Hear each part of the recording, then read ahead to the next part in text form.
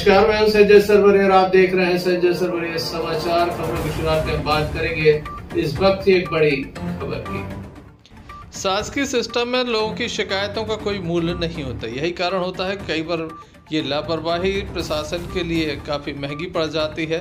तेंदुखेड़ा का पौड़ी जलाशय इसी बात का प्रमाण है। स्थानीय लोगों के द्वारा शिकायत दर्ज कराई गई थी कि पौड़ी जलाशय का जो ओवरफ्लो का गेट है वह पूर्णतः खराब हो चुका है, बंद है, लॉक है, जिसे सुधारा जाए, लेकिन ऐसा नहीं हुआ। समय रहते ध्यान नहीं दिया गया। प्रशासनिक नुमाइंदे लगातार लापरवाही करते रहे। यही वजह है कि पौड़ी जलाशय की पार फूट गई और इसमें भरा पानी गांव तक पहुंच गया। 7 से 8 फुट तक मकान डूब गए। 2 गांव में भारी नुकसान हुआ। शेष गांव में फसल बर्बाद हो गई। ऐसे में लोगों का गुस्सा भी सामने आ रहा है।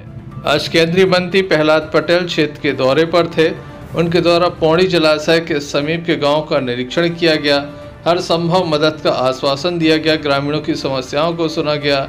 इसी बीच महिलाओं के द्वारा केंद्रीय मंत्री प्रहलाद पटेल के काफिले को रोक लिया गया। महिलाओं का आरोप था कि उनकी बस्ती में पहुंचकर भी उनका नुकसान देखा जाए, जिसके बाद मंत्री जी ने दरियादिली दिखाई। महिलाओं के साथ उनकी बस्ती में भी पहुंचे। नुकसान की भरपाई का वादा भी उनके द्वारा किया गया। उनके द्वारा ये बताया गया कि सरकार लगातार प्रयास कर रही है। यहाँ जो भी लोग पीड़ित हैं उनकी मदद की जाएगी। उनका ऐसा प्रयास होगा कि लोगों का जो नुकसान हुआ है अधिक से अधिक राशि उन्हें प्राप्त हो सके, ताकि वे अपना जीवन यापन पुनः सुचारू रूप से कर सकें। केंद्रीय मंत्री के द्वारा जिन लोगों का नुकसान हुआ उनसे काफ़ी विस्तार से चर्चा की। विशेष रूप से गरीब बस्तियों में जाकर ये देखा गया कि उनका कितना नुकसान हुआ है। केंद्रीय मंत्री का ये भी कहना है कि जिसकी भी लापरवाही होगी उसके ऊपर कार्रवाई जरूर की जाएगी, जवाबदेही तय होगी। किसकी लापरवाही से ये सब कुछ हुआ है, इस संपूर्ण घटनाक्रम की जांच होगी। केंद्रीय मंत्री किस तरह से लोगों के बीच पहुंचे, क्या समस्याओं को सुना, स्थानीय लोगों ने क्या अपनी समस्याएं उनके समक्ष रखी हैं, आइए आपको दिखाते हैं।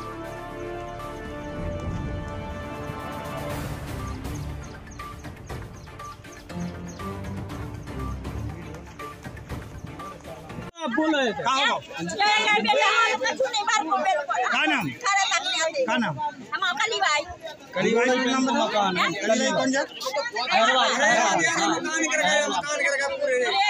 सुना नहीं हो रही है बिल्कुल।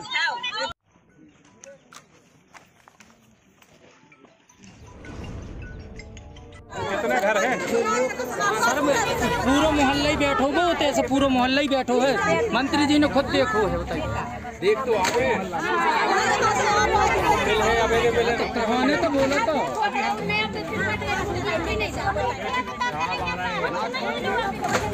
जल्दी आओ, जहाँ टेंट लगा हुआ था ना, जल्दी आओ। इन दूरस्थ गांवों की जीवन रेखा था,